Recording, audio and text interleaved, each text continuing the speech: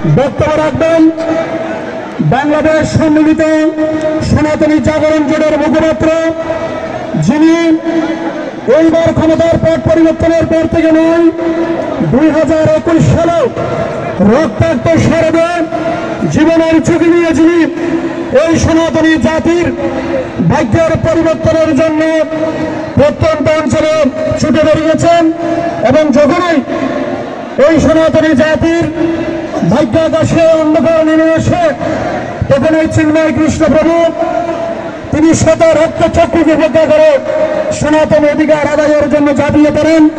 আমাদের অনেক সৌভাগ্য আমরা ওনার তাকে বৃহত্তর উত্তরবঙ্গের সকল আজকে আমরা সমাবেত হয়েছি এই রংপুরে শ্রীপাদ চিন্ময় কৃষ্ণ প্রভুর শ্রীমুখ থেকে গুরুত্বপূর্ণ নির্দেশনা শোনার জন্য। আমরা প্রস্তুত আছি শোনার জন্য। যারা বাইরে আছেন, মাঠের বাইরে আমাদের শব্দযন্ত্রের মাধ্যমে যারা শুনছেন, আপনাদেরকে আমরা বিশেষ অভিনন্দন জানাচ্ছি। এতে যে বক্তব্য নিয়ে আসছেন শ্রীপাদ চিন্ময় কৃষ্ণ দাস ব্রহ্মচারী, সকলে উদ্দেশ্যের অভিনন্দনে হরিদ্বারে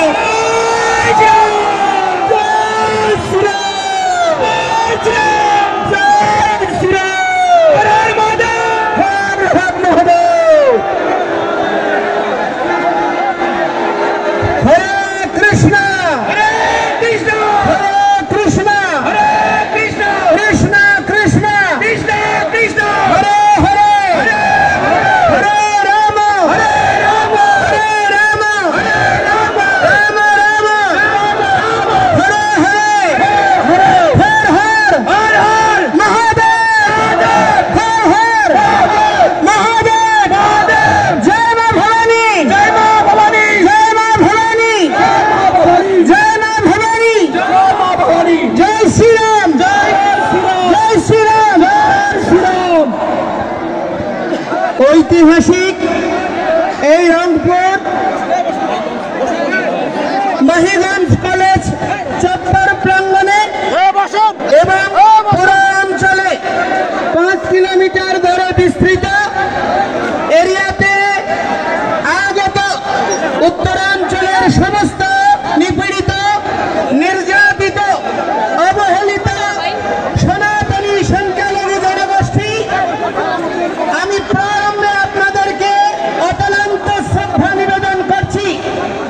শত রক্ত চক্ষু উপেক্ষা করে বিভিন্ন পর্যায়ে রাজনৈতিক উশৃঙ্খল জনগোষ্ঠী এবং প্রশাসনিক বাধাকে উপেক্ষা করে আজকে এই রংপুরে যে জনসমুদ্র পরিণত হয়েছে, আপনাদের অকুণ্ঠ সমর্থনে আমরা চিরঋণী আপনাদের কাছে প্রণাম নিবেদন করছি। অতিশয় দুর্ভাগ্যের সাথে বলতে চাই, গত 5ই আগস্টের যে অভ্যুত্থান হয়েছে সেই অভ্যুত্থানে এই রংপুরেই প্রথম শহীদ হয়েছিল শহীদ আবু সাইদ। কিসের জন্য তিনি আত্মত্যাগ করেছিলেন? তিনি আত্মত্যাগ করেছিলেন বাক স্বাধীনতার জন্য, তিনি আত্মত্যাগ করেছিলেন গণতন্ত্রের জন্য, তিনি আত্মত্যাগ করেছিলেন সহাবস্থানের জন্য, তিনি আত্মত্যাগ করেছিলেন মর্যাদাপূর্ণ একটি জাতি পরিণত করার জন্য।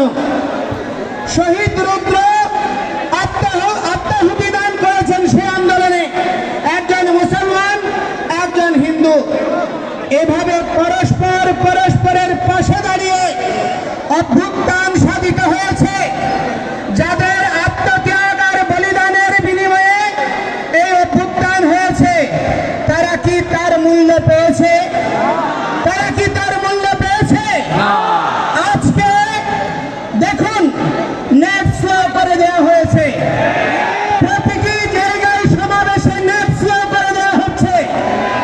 আজকে যিনি তথ্যমন্ত্রী তিনি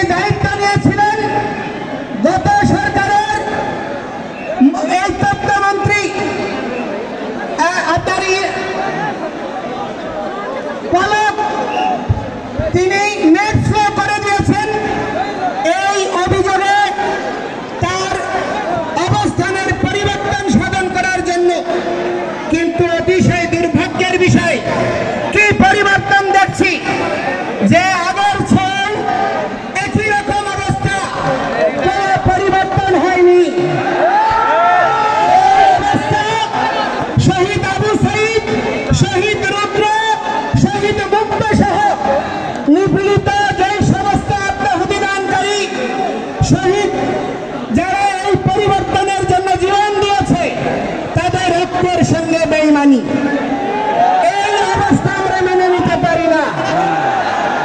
আজকে 1971 সালে দেশ স্বাধীন হয়েছে, 30 লক্ষ শহীদ হয়েছে।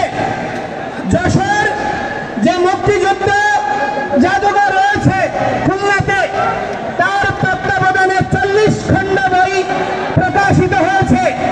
সেই 40